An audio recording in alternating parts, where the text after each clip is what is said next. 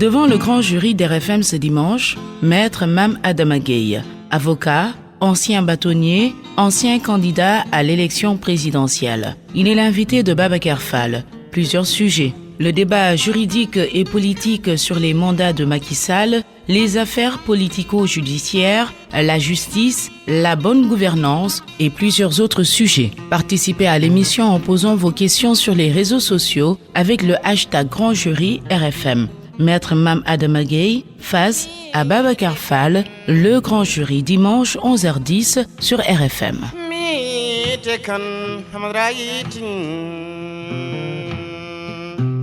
Bonjour à tous, bon dimanche, bienvenue dans ce nouveau numéro du Grand Jury de RFM. Qu'est-ce qui se passe dans la tête de l'exécutif de l'État sénégalais ? Les violences de Mbacké provoquées par un problème juste de signature, la coupure du signal de la chaîne Walf TV par le CNRA, pratique d'une autre époque. Pourquoi le Sénégal retourne à ses habitudes sans doute arriérées, féodales ? Bonjour Maître Mame Adama Gueye. Bonjour Babacar. Merci d'avoir accepté notre invitation. C'est moi qui vous remercie pour l'invitation. Vous vous êtes retiré de la scène publique depuis quelques années. La dernière fois que vous êtes venu dans cette émission du Grand Jury de RFM, c'était il y a 4 ans exactement. Nous étions la veille de la présidentielle de 2019. Pourquoi aviez-vous décidé de garder le silence depuis ? J'avais décidé de prendre du recul parce que j'étais déjà sur le champ public depuis plus de 25 ans, avec une activité constante. Mais quand on est dans l'activité, vous le savez très bien, on n'a pas assez de recul. Et à un moment donné, je me suis posé des questions parce que 25 ans d'engagement, de plaidoyer, je constatais que ce plaidoyer, même si beaucoup disaient que c'était relativement pertinent, n'avait pas d'effet, ne portait pas. Donc je me suis posé des questions, je me dis est-ce que c'est moi qui ne le formule pas bien ou est-ce que les récepteurs ne sont pas intéressés ? Voilà, je me suis dit écoute, faut s'arrêter un peu parce que ça ne sert à rien de se répéter tout le temps, prendre du recul. Et ça m'a fait beaucoup de bien personnellement parce que quand on est dans l'action, on n'a pas de recul. Et l'activité publique, avec tout ce qui l'entoure comme forme d'exercice publique, fait que y a un ego qui s'installe. À titre personnel, il y a quelque chose qui n'est pas très intéressant. On mesure on mesure sa satisfaction à l'aune de la satisfaction des autres. Ce n'est pas très agréable. Donc ce recul m'a permis d'aller vers plus d'humilité, plus d'introspection. Et c'était un exercice très très intéressant à titre personnel. Donc je ne le regrette absolument pas. Et là, maintenant, vous décidez de revenir ? Oui, parce que j'assure, c'est très confortable. C'est une situation très agréable, très confortable de vivre tranquille, d'être dans d'autres challenges professionnels, familiales, personnels. Mais le problème qui se pose, c'est que j'ai vu que l'évolution du pays est telle que c'est de la responsabilité de chaque citoyen de s'impliquer. Parce que quand on regarde la situation, il y a quelque chose d'assez extraordinaire. Tout le monde dit que ça va exploser. Et à côté de ça, on constate une espèce de passivité générale, une espèce de léthargie générale. On attend que ça se passe. Je ne suis pas confortable avec cette situation. Je dis modestement, je vais modestement essayer d'apporter ma contribution par rapport à la situation actuelle, peut-être pour espérer que ça soit une contribution positive, sans ambition excessive, modestement, mais avec beaucoup de détermination. Et vous allez revenir comment ? Dans le champ politique ? Dans la sphère de la société civile ? Pas dans le champ politique. J'ai décidé de me retirer définitivement de la vie politique. Mais quand vous dites sur la société civile, ça peut renvoyer une connotation institutionnelle. Il n'est pas non plus question pour moi de retourner dans cette forme institutionnelle de société civile. Mais chaque fois que j'aurai l'opportunité, je m'exprimerai en tant que citoyen. Est-ce que cela veut dire que vous n'allez pas renouveler votre expérience de 2007, participer à l'élection présidentielle ? Non, ça je ne l'envisage pas du tout. Et pendant ce retrait, cette hibernation, Avez-vous reçu des sollicitations de part et d'autre des différentes chapelles politiques? J'avoue que non. J'avoue que non. Serait-il possible de vous voir soutenir un candidat à la prochaine présidentielle? Je ne soutiendrai pas de candidat à la prochaine présidentielle officiellement. Je regarde, je surveille, j'analyse les offres.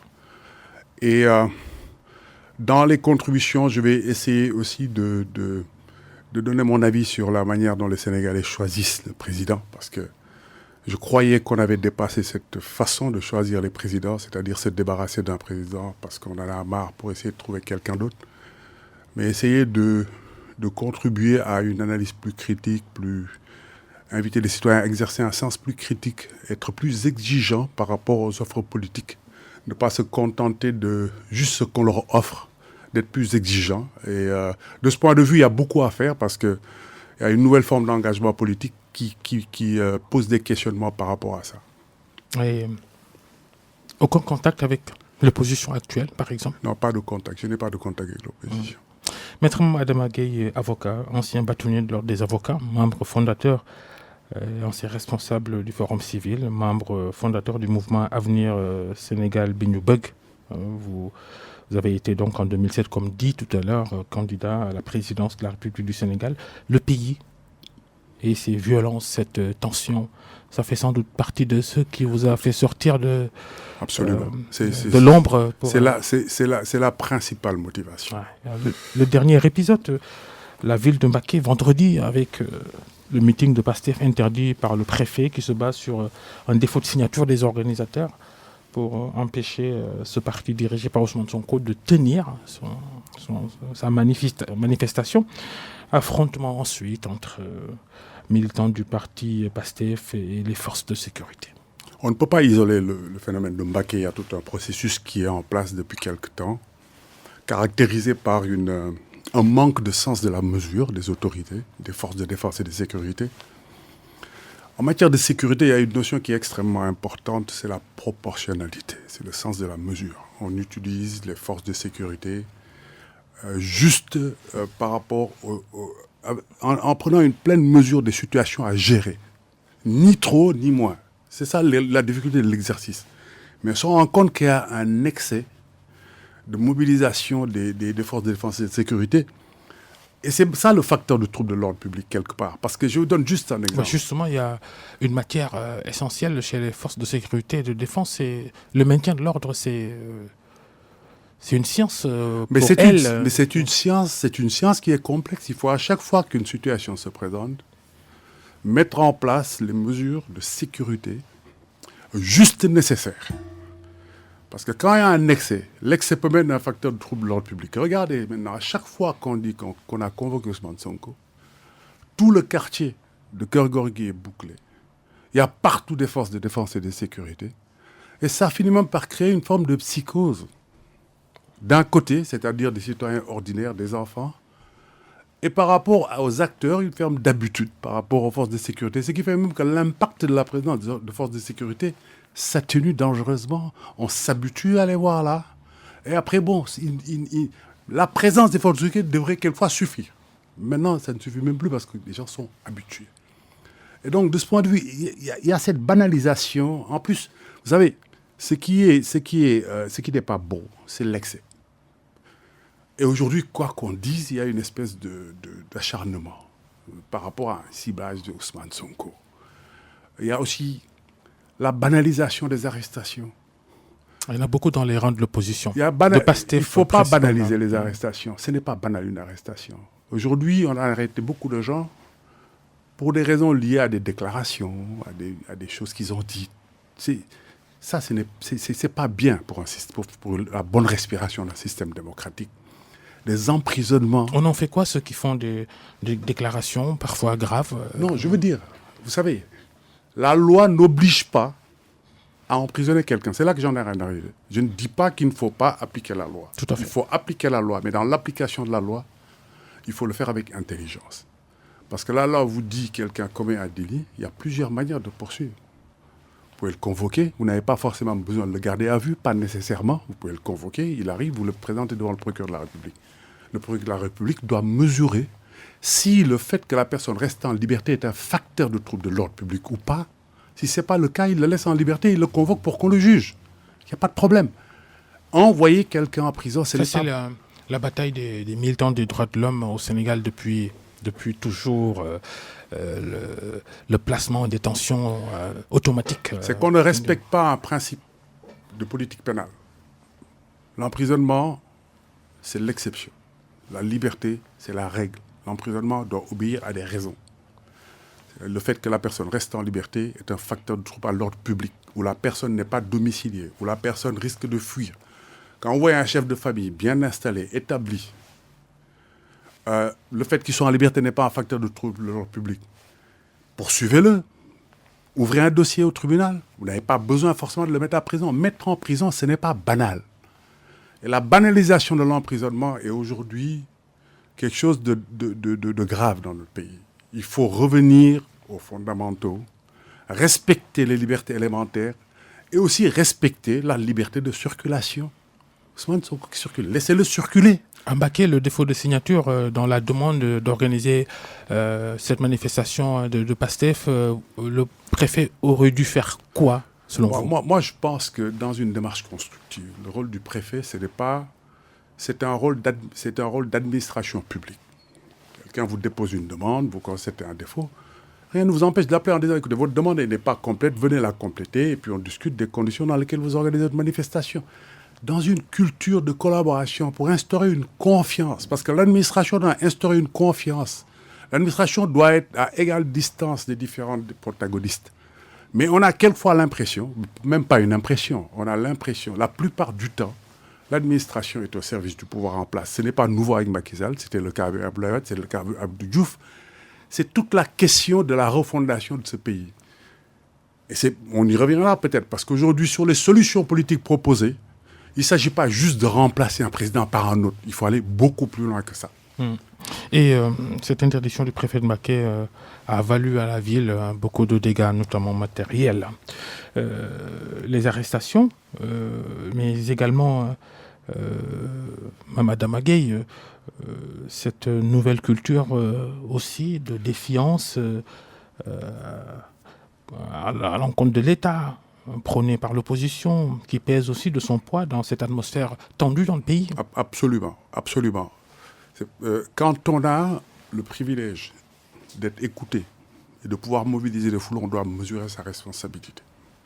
Ce qui s'est passé à Mbacké hier, ce qui était passé le 21 mars. Ce n'est pas seulement une question d'action politique.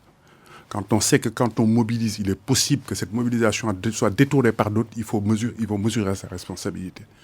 Est-ce que j'insiste, malgré une interdiction, avec le risque de voir se mêler aux manifestants des voleurs, des gens qui saccagent, qui n'ont rien à voir? Parce que ça, quand même, c'est un problème. Aujourd'hui, à Mbacké, il y a des opérateurs privés qui ont vu leurs biens dilapidés. Oui, ces boutiques dévalisées. Saccagées, dévalisées. Ça n'a rien à voir avec une Ça manifestation. n'a rien à voir avec les manifestations. Donc, l'opposition doit aussi mesurer sa responsabilité de ce point de vue. Parce que on doit mesurer les externalités négatives des actes qu'on pose.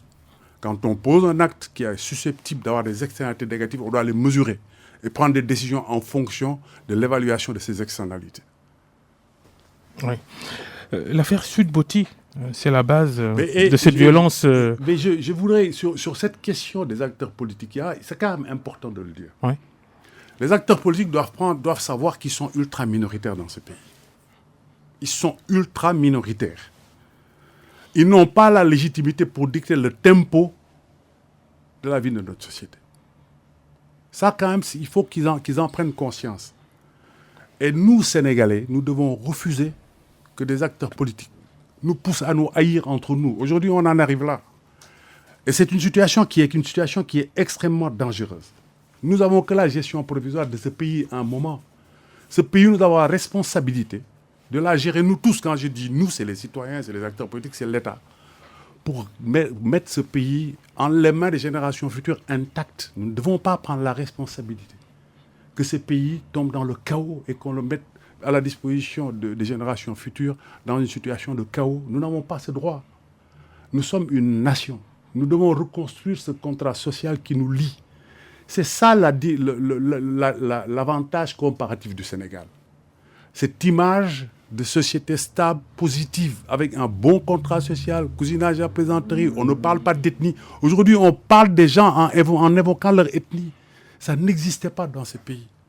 Aujourd'hui, on entend les hommes politiques nous parler de chaos, Mais ça, de guerre. Vous êtes d'accord que c'est tout le monde, hein, Mais de c'est- part et d'autre mais du champ c'est politique. tout le monde. Je parle de tout le monde. Je parle des acteurs politiques. Ouais. Je parle des acteurs politiques.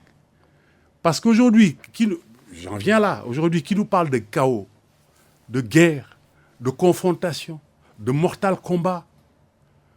On nous parle même, il y a même des acteurs politiques qui disent qu'ils vont expulser d'autres citoyens sénégalais du territoire.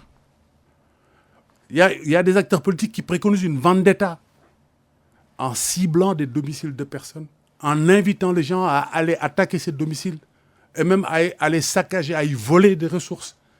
Mais on est où?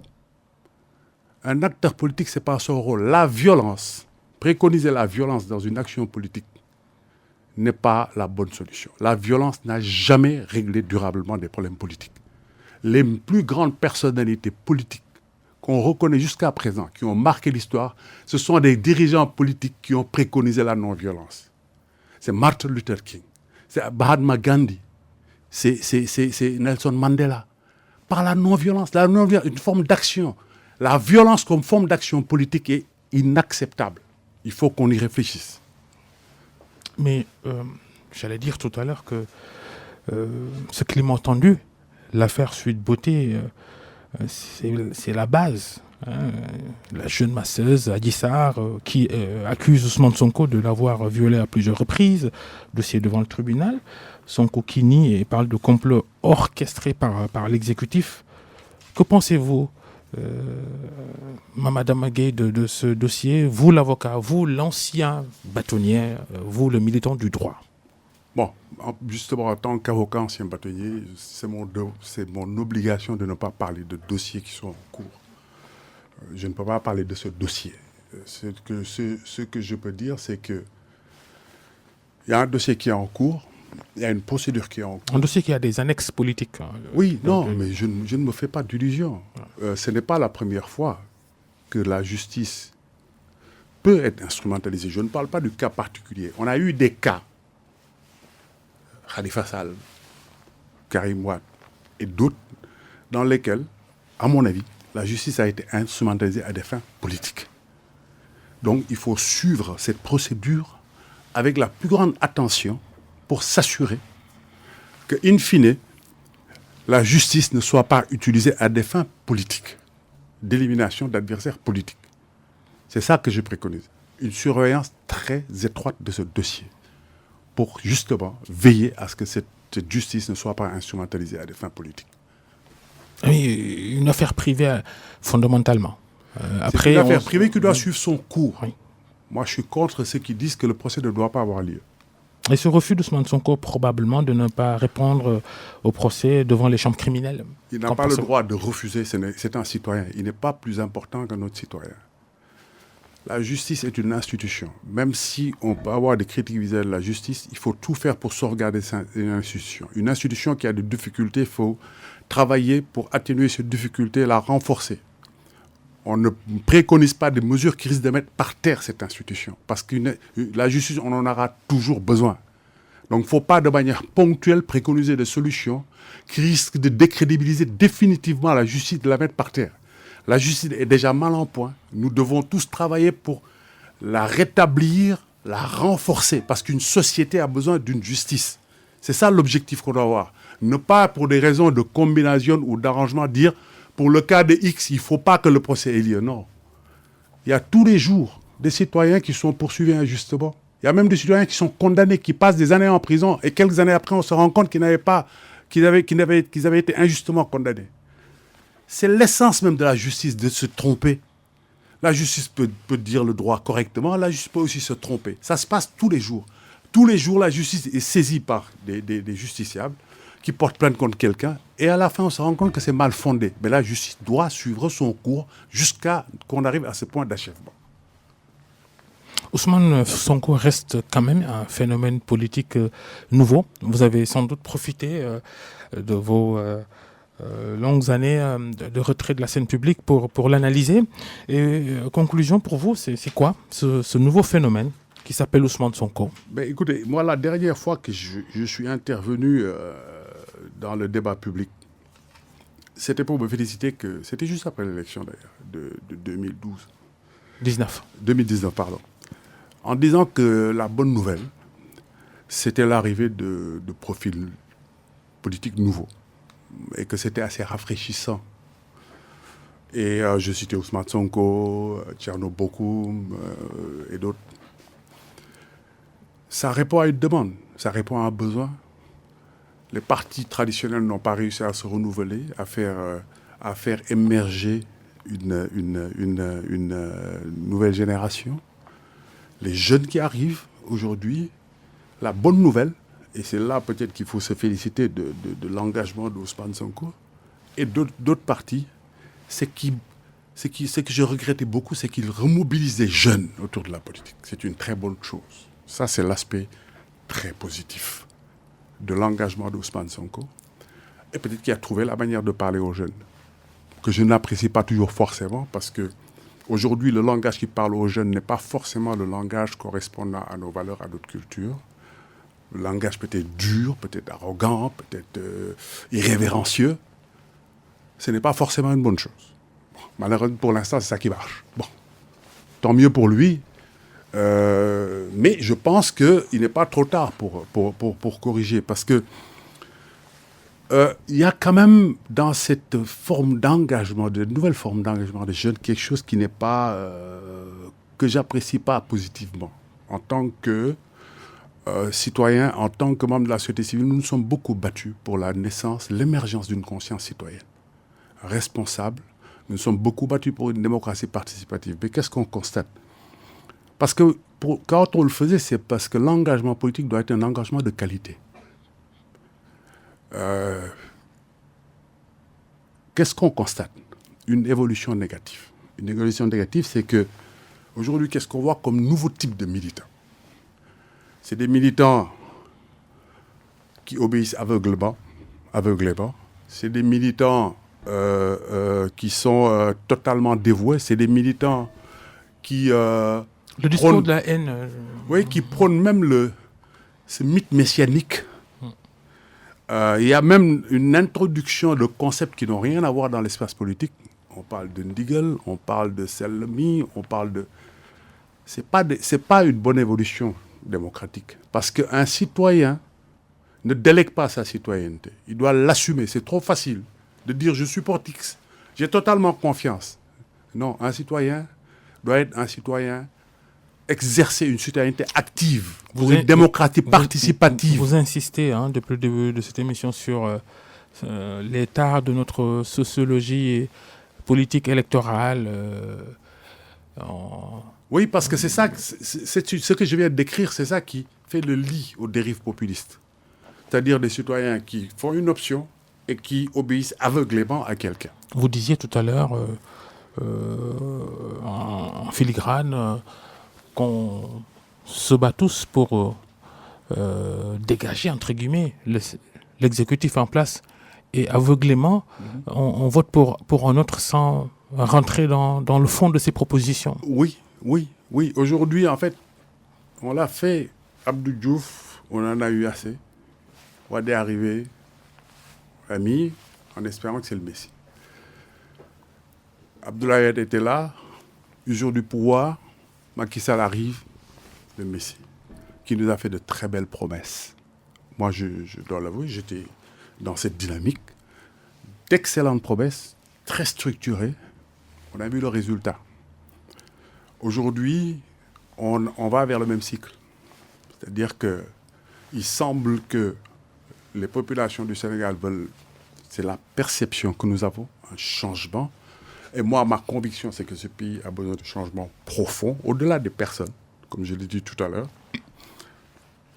Parce que ce pays n'a pas simplement besoin qu'on change un président par un autre président. Dans les mêmes conditions, toutes choses égales par ailleurs, vous mettez n'importe qui dans le système actuel tel qu'il existe, il va dériver. Parce que le système rend fou. Avec les super pouvoirs du président. Le système rend fou. Ouais. Le système n'élit pas un président. Le système élit un monarque. On peut tout faire. On peut tout décider. Trop de pouvoir entre les... Trop de pouvoir, c'est excessif. On peut enrichir quelqu'un. On peut décider de la liberté de quelqu'un. On peut tout décider, dans tous les domaines. C'est ça qu'il faut arrêter. Mais c'est très difficile à trouver. Dans tous les candidats qui se déclarent, il n'y en a aucun qui dit clairement qu'il faut reconsidérer fondamentalement la portée des pouvoirs du président. Parce qu'aujourd'hui, l'idéal pour nous, c'est quoi? C'est de trouver un candidat qui accepte de scier la blanche sur laquelle le président va s'asseoir. Et ça, c'est très difficile. Parce que c'est ce qui explique d'ailleurs pourquoi il y a toutes ces vociférations, toutes ces incitations des gens, des membres de la majorité pour que le président Macky Sall se représente. C'est très simple. On a un système de clientélisme politique. Ces gens ne le disent pas pour l'intérêt général ou pour l'intérêt de Macky Sall. Ils le disent parce qu'ils gèrent leurs privilèges. Ils gèrent leurs privilèges. Pour vous, c'est aussi simple que ça. C'est aussi simple que ça. Parce qu'aujourd'hui, on a un système qui fait que le président peut nommer qui il veut, dans n'importe quelle condition, sans considération de sa compétence ou de son éthique, mais uniquement en fonction de ses intérêts politiques, de ses choix politiques. Donc ces gens qui sont des membres de la majorité, qui tous profitent de privilèges, ils sont PCA, ils sont directeurs généraux, ils sont ceci, ils sont cela. Quand vous voyez comment on désigne les PCA dans ces pays, on met quelqu'un PCA qui ne sait même pas ce que c'est qu'une société commerciale. Il est président du conseil d'administration, avec le rôle extrêmement important d'un président du conseil d'administration. Mais parce que, on lui renvoie l'ascenseur. C'est un soutien du président, c'est un soutien de X et de Y. Il est recommandé par Y. On lui permet du jour au lendemain de passer de 0 à 5 millions CFA par mois. Alors vous imaginez, des gens dont leur vie a fondamentalement changé, du jour au lendemain, ils se disent que si le président Macky Sall n'est plus là, je n'ai plus de revenus, ou je n'ai plus de privilèges. C'est ça qui explique cette grosse excitation du côté du pouvoir en place, des supporters du président, pour lui dire il faut que vous vous représentez pour un 3e mandat. Et qu'est-ce que vous proposez pour changer le comportement électoral des Sénégalais? C'est très difficile. Le dégagisme Mais c'est très difficile. Pur et simple. Et derrière, on ne regarde pas. C'est un travail. Moi, j'avais vraiment espéré que la nouvelle classe politique, si je peux l'appeler ainsi, allait travailler dans cette direction. Mais j'ai l'impression qu'ils se sont un peu normalisés. Aujourd'hui, ils font la politique comme leurs devanciers. Et je ne suis pas très optimiste de ce point de vue. Moi, en tout cas, je fais ma petite contribution, mais je ne suis pas optimiste de ce point de vue. Quand on voit la dynamique qui est actuellement en cours, par rapport à 2024, je ne suis pas du tout optimiste. Je pense qu'on risque de s'engager à nouveau sur du dégagisme, avec toutes les conséquences qu'on sait.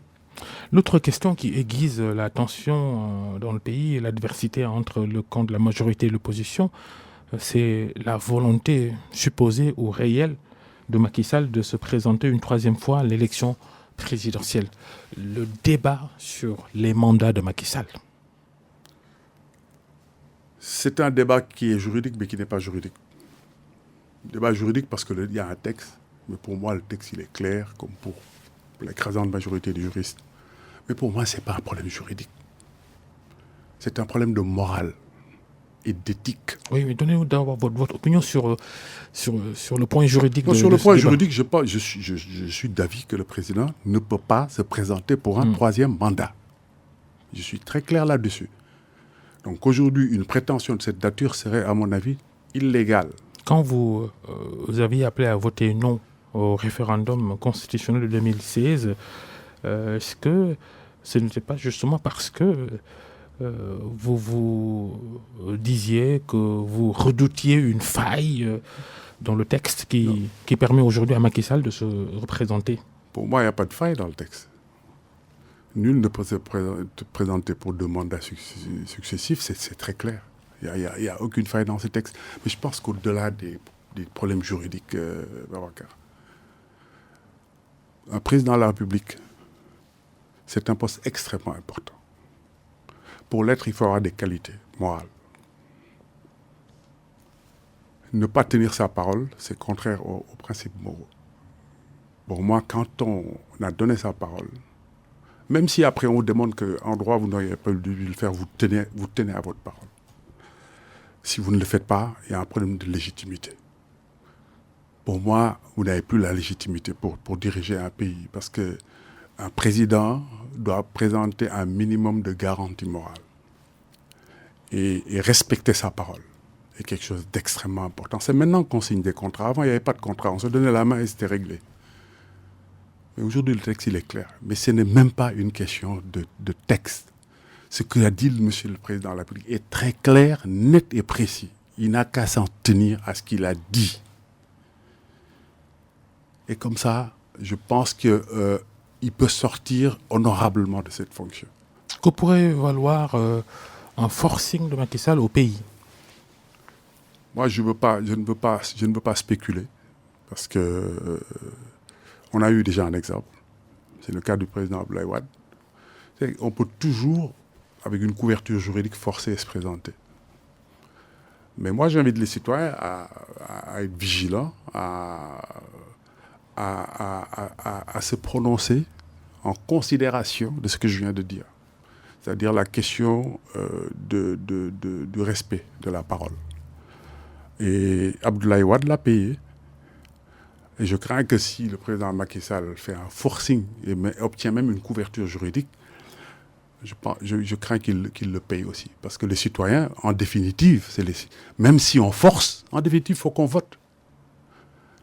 Et les citoyens ont la possibilité de sanctionner par le vote. Mame Adama Gueye, l'invité du grand jury, ce dimanche, le grand jury de RFM.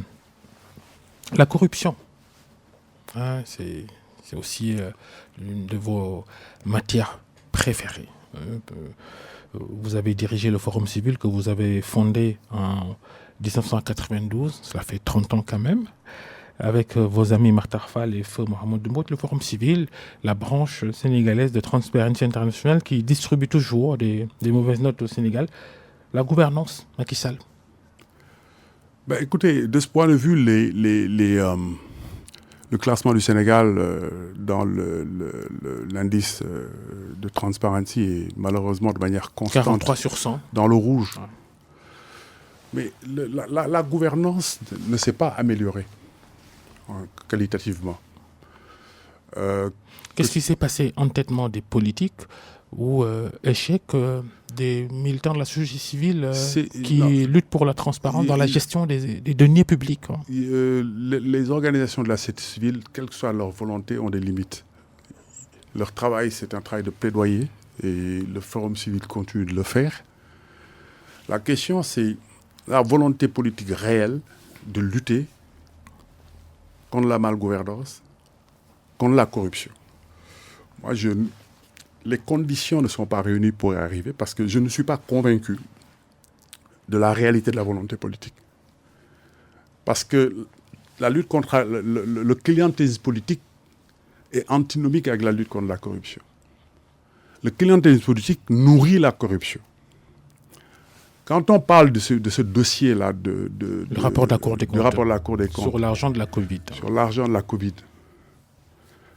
On a ciblé les DAGE des ministères. Mais tout le monde sait que dans ce pays, c'est par les DAGE que passe l'argent dont les ministres ont besoin pour faire de la politique. Malheureusement, l'arsenal juridique, les textes de ce pays-là ne permettent pas d'établir une responsabilité des ministres dans l'argent dépensé. Oui, c'est un problème. C'est pour ça que je crains dans cette affaire, on risque de condamner des lampistes. Mais on ne traitera pas la question de fond. C'est pour ça même que j'attire l'attention des organisations de la société civile qui sont très satisfaites des suites qu'on a données à ce dossier. C'est très bien, pour une fois. Mais le dossier des fonds de la Covid, le rapport de la Cour des comptes devient l'occasion de revisiter l'ensemble du dispositif de gouvernance. De manière à fond. Parce que c'est l'ensemble du dispositif, parce que ça, c'est cette affaire de la Cour des comptes. Mais ce n'est que la face visible de l'iceberg. Dans ces pays, il y a des cas d'allocation de marché dans des conditions absolument scandaleuses. Pour des raisons de clientélisme politique. Même votre confrère, dans son livre, l'a dit. Vous regardez le port de Ndayane, pas le port de Ndayane, le port de Bargny, vous regardez le Ecotra, vous regardez les sphères ministérielles, tout ça, ce sont des cas. Vous êtes intéressé à ces questions, le port de Sendou? Le port de Sendou, exactement. Ouais. Le port de Sendou. C'est dans les conditions dans lesquelles ce marché a été donné à quelqu'un. C'est le marché peut-être le plus important de ce pays en ce moment. On l'a donné dans des conditions que personnellement je trouve scandaleuses à une personne qui n'avait absolument pas les qualifications pour avoir ce marché. C'était la même chose pour le marché de l'assainissement de Diamniadio avec Ecotra. C'était la même chose avec Envol Immobilier pour les Le bloc des Nations Unies. Non, les sphères ministérielles Les sphères d'abord. ministérielles d'abord, oui. Voilà. Donc, c'est bien de constater que sur ce cas-là, le procureur de la République donne suite parce que bon, c'est un dossier surveillé par les bailleurs de fonds et tout. Mais pour les organisations de la société civile que ça intéresse, il ne faut pas considérer que ça règle tous les problèmes. Il reste énormément de problèmes à régler de ce point de vue. Et ça doit être l'occasion de revisiter l'ensemble du dispositif de gouvernance pour qu'on s'attaque sérieusement aux questions de corruption et aussi de concussion. Parce qu'on parle souvent de corruption, mais c'est deux notions différentes. Oui, tout à fait. La corruption... L'ancêtre de l'OFNAC, c'était d'ailleurs sa dénomination, corruption et concussion. Tout à fait. L'organe Et parce que ce qui se qui a passe, précédé ce l'OFNAC. qui se passe souvent, c'est de la concussion. Vous allez quelque part, vous devez accéder à un service public de manière normale. On vous exige de mettre quelque chose sous la table. Celui qui vous l'exige est coupable de concussion. Ou des personnes sachant que si vous voulez obtenir quelque chose, vous êtes obligé de donner quelque chose, eux-mêmes anticipent. Donc eux, c'est des corrupteurs. Donc voilà, il y a corruption active, corruption passive. Mais cette question, elle est omniprésente dans notre société. Où est-ce qu'on obtient normalement des choses sans difficulté? Je dirais même que notre pays est dans une situation de dysfonctionnement structurel. C'est la normalité qui est l'habitude. C'est la normalité, le dysfonctionnement qui est devenu normal. Le fonctionnement satisfaisant est devenu une exception. Donc il y a beaucoup de choses à faire. C'est pour ça que je dis qu'aujourd'hui, si on croit que cette élection, c'est juste une affaire de changer un président par un autre président, on se trompe. Il faut aller beaucoup plus loin que ça. Ce pays a besoin d'être refondé. Et moi, j'espère que le prochain président qui sera élu acceptera de placer son premier mandat sous le régime d'une transition, avec une approche consensuelle, pour qu'on bâtisse qu'on refonde le pays sur de nouvelles bases, pour changer véritablement les choses et de manière qualitative. Et pour revenir sur ce rapport de la Cour des comptes, sur la gestion des fonds de lutte contre le Covid-19, vous trouvez alors fondée l'initiative de députés de l'opposition de saisir les juridictions du pays de saisir l'Assemblée nationale pour que les ministres dont les ministères sont cités dans ce rapport-là soient traduits devant la Haute Cour de justice? Parfaitement. Moi, j'appuie parfaitement cette démarche parce que ce serait trop facile qu'on fasse payer des lampistes, qu'on fasse payer les DAGE qui sont de simples lampistes. On ne peut pas imaginer un DAGE qui pose des actes sans l'aval de son ministre. Les grands chantiers de Macky Sall, on vient de parler de sa gouvernance avec toute cette art. Du positif un peu ou pas? Bon, vous savez, dans la vie, rien n'est jamais tout blanc ou tout noir. Dans la gouvernance du président Macky Sall, il y a des réalisations qu'il a effectuées qui sont des réalisations très importantes. Quand vous voyez certaines réalisations d'infrastructures, c'est des réalisations fondamentales. Le travail qui a été fait pour compléter l'autoroute jusqu'à Dias, le pont sur la Gambie, le pont bientôt sur le fleuve Sénégal, c'est des choses qui sont très importantes. Il y a aussi, à travers dans le pays, là, il y a une organisation qui s'occupe de, comment s'appelle cette organisation, des infrastructures dans les collectivités locales, oui, qui a réalisé des infrastructures qui sont très utiles aux populations du pays. Donc il ne faut pas être manichéen, c'est-à-dire que tout n'est pas tout blanc ou tout noir. Il y a des choses qui ont été faites qui sont des choses positives. Mais pour l'essentiel, moi, j'attendais beaucoup plus du président Macky Sall. On était à ses côtés. On a vu ce qu'il avait promis. Je m'attendais beaucoup plus. Il avait l'opportunité. Il avait l'opportunité de transformer définitivement ce pays. Et il a malheureusement loupé cette opportunité. Il a eu assez de temps pour vous, 11 ans aujourd'hui? Pardon? Il a eu assez de temps? Je pense. De toute façon, on ne demande pas à un président de tout achever. On lui demande de mettre en route des réformes fondamentales que ses successeurs peuvent suivre pour installer durablement les choses dans la bonne direction. Et il avait, à mon avis, largement le temps de le faire. Malheureusement, je pense qu'il a loupé l'occasion. Et pour ceux qui défendent le troisième mandat, c'est oui, il doit achever les chantiers. C'est pas fondé. Ce n'est pas fondé. Qu'on arrête de dire qu'il faut achever les chantiers. On n'est pas éternel. On n'est que de passage. On fait des choses, il faut être modeste. Personne n'est indispensable. Quand le président Macky Sall est venu, il y avait des chantiers du président Abdoulaye Wade qu'il a achevés. Il partira un jour et il y aura des chantiers qui seront achevés par ceux qui le succéderont. Et ceux-là même vont faire des chantiers que d'autres vont devoir achever. Personne n'est indispensable. On a la gestion provisoire de ces pays momentanément. Soyons modestes. Le Sénégal est au-dessus de nous tous et au-dessus de tous les intérêts. Il n'y a aucun intérêt politique qui est au-dessus du Sénégal. Privilégions les intérêts du Sénégal. Plaçons le Sénégal au-dessus de nos égos et de nos intérêts. Ça doit être déterminant dans nos actions.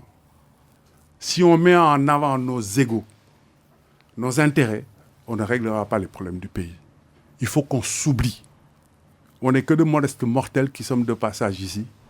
Nous avons la responsabilité de faire de notre mieux pour transférer ce pays aux générations futures dans de bonnes conditions. Beaucoup sont pessimistes quant à des changements profonds dans comment les choses elles marchent dans le pays.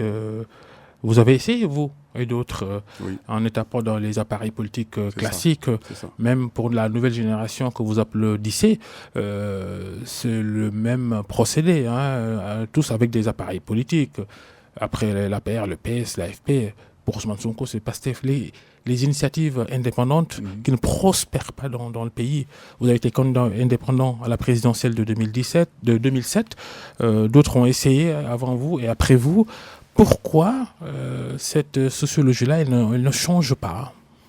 Moi, je pense que les populations ne sont pas préparées à ça, ont des habitudes politiques.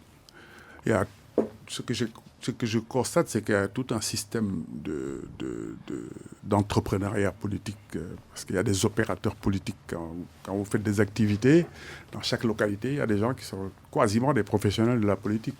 Ils regardent la tendance un peu la plus favorable, ils se positionnent, on leur donne des ressources, ils distribuent eux-mêmes des ressources. Ce qui est nouveau quand même, il faut le dire, par rapport à cette culture politique, c'est ce qui se passe avec PASTEF. Parce que bon, ça aussi, il faut le reconnaître et s'en féliciter. Parce que moi, là, je félicite les jeunes de ce point de vue, enfin, les militants de PASTEF. Pour une fois, on voit un parti politique qui est là et qui est financé par ses militants. Ça, c'est une très bonne chose. C'est déjà vraiment une excellente chose. C'est un pas très important pour casser la dynamique du clientélisme politique. Même si il reste toujours à faire de ce côté du clientélisme politique, parce que on a vu les exemples quand il y a eu les problèmes d'investiture. Il y a eu beaucoup d'histoires, même au sein de ces nouveaux partis, parce que les enjeux financiers des fonctions politiques et des privilèges font qu'aujourd'hui, on se pose beaucoup de questions. Quand il s'agit des députés, aujourd'hui, c'est vrai, les députés nous coûtent 2 millions par mois ou un peu plus. Est-ce que d'ailleurs c'est justifié? Donc, il faut tuer ces enjeux financiers. Et les nouveaux partis, ça devrait être le rôle. Mais c'est ce que je disais tout à l'heure par rapport aux fonctions du président. Par rapport à tous ces privilèges, tous ces avantages, il y a une convergence parfaite. Il n'y a pas de débat. Il n'y a pas de débat, il y a une convergence parfaite. On vient, on prend. On ne se pose pas de questions. Est-ce qu'on se pose la question de savoir, est-ce qu'aujourd'hui, un député doit nous coûter réellement 2 millions par mois? Est-ce que c'est justifié? Pourquoi on ne peut pas remettre ça en question? Nous, à l'époque du Forum civil, on avait fait une proposition. Jamais un parti ne l'a repris. On avait proposé la gratuité des fonctions de députés. Les députés recevraient des indemnités de session en fonction de leur présence. Oui, ils seraient remboursés de leurs frais. Ils ont même des bonus qui viennent d'autres organismes de l'État. À la fin de l'examen du budget du Sénégal pour l'année 2023, c'est une tradition. Le ministère des Finances qui dégage des enveloppes de 500 000 à chaque député. Ça ne se justifie. Et tout le monde a pris. Députés de l'opposition comme députés de... Ça ne se justifie absolument pas. Moi, j'estime aujourd'hui que 2 millions par mois par député, c'est surpayé par rapport à ce qu'ils font. D'ailleurs, on a vu le rôle des députés, on a vu ce qui s'est passé dans ces dernières sessions. C'est des questionnements. Mais quand il s'agit des avantages, des privilèges, tous les politiciens Tout le monde sont se tait, d'accord. hein. Et tout le monde se tait. Et ça, c'est ça les bonnes questions. C'est ça les bonnes questions. Il faut se poser les bonnes questions pour changer qualitativement la gouvernance de ce pays. Aujourd'hui, c'est dommage que... Enfin, c'est même pas dommage. Je veux dire, on a un système qui fait que la politique est une fonction bien rémunérée quand on y arrive. Alors que on est un pays sous-développé. La politique, ce n'est pas un métier, ce n'est pas une profession. Que chacun fasse sa profession. C'est malheureux que la politique soit aujourd'hui un moyen de promotion sociale et d'enrichissement et d'accès aux privilèges.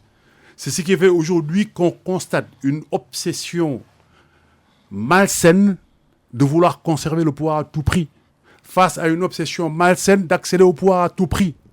C'est ça qui fait qui expose le pays au risque qu'on craint. Il faut que les gens aient une ambition normale, légale, saine d'accéder au pouvoir. Une ambition normale, légale, saine de conserver le pouvoir dans un combat loyal. Alors, quand on vous écoute, pardon, le langage familier, Maître Adama Gueye, on est mal barré alors. J'ai beaucoup de craintes. J'ai beaucoup de craintes, mais il ne faut pas désespérer. Il ne faut pas désespérer. Il faut que, dans ce pays, les hommes politiques doivent savoir, ils ne sont pas les plus importants. Ils ne sont pas les plus compétents. Ils ne sont pas les plus utiles au pays. Quand j'ai dit utile, ils ne créent pas de richesse. Ils consomment les richesses du pays. À côté de ça, nous avons des citoyens plus importants qu'eux, plus compétents qu'eux, plus utiles au pays qu'eux. Parce que ces citoyens créent des richesses, investissent, font travailler des gens. Moi, j'appelle tous ces Sénégalais qui ont tout à perdre. Parce que si le pays explose, ceux qui ont le plus à perdre, c'est ceux qui ont investi. Ce n'est pas les hommes politiques. Donc ces personnes aussi doivent prendre leurs responsabilités. Elles doivent faire quoi? Il faut que les Sénégalais... Mon idée, c'est qu'aujourd'hui, vous avez des syndicats de travailleurs. Si le pays explose et que les entreprises sont fermées et que les investisseurs s'en vont, ils vont perdre leurs emplois. Si le pays explose, les investisseurs qui ont mis leur argent dans les entreprises à coups de milliards, et j'ai une pensée solidaire et affectueuse vis-à-vis de mon ami qui est le promoteur de Saint-Champ. C'est un Sénégalais pur jus. Dont les magasins ont été caillés. Dont les magasins ont été saccagés. Baké et tout bas. Qui ont investi beaucoup d'argent. Ces personnes sont dans des organisations. Les organisations patronales doivent prendre leur position et s'engager. Les citoyens ordinaires, si les marchés ferment parce qu'il y a des troubles, les commerçants qui vivent au jour le jour, c'est eux qui ont tout à perdre. Si le pays explose, les transports ne circulent pas, les chauffeurs, les apprentis, les mécaniciens tous ces gens doivent savoir que c'est eux qui ont à perdre. Et on doit avoir un écho général dans ce pays de refus de la violence. Dire aux gens, faites votre politique, nous refusons la violence comme moyen d'action politique. De ne pas répondre parce aux appels. Parce que nous avons tout à perdre. De ne pas répondre aux appels à manifester dans la rue. Il ne faut pas... Sous la bannière de la résistance. Répondre à... la résistance, c'est une chose. L'insurrection, c'est autre chose. La résistance, souvent, elle est passive, non violente. Ça, il n'y a pas de problème. Manifester, c'est normal, dans des conditions normales. Mais moi, je préconise de ne pas répondre aux appels à la violence, de ne pas répondre aux appels à l'insurrection. Aujourd'hui, dans la situation actuelle du pays, vouloir utiliser la violence comme moyen d'action politique, pour moi, c'est irresponsable. C'est irresponsable.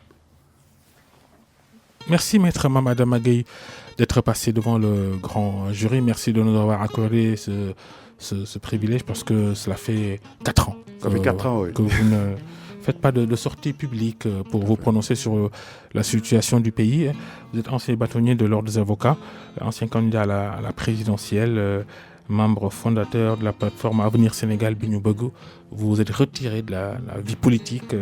Merci à tous de nous avoir suivis. À Abdou qui était à la régie. Restez avec nous, les programmes continuent. Excellente fin de week-end. Merci beaucoup.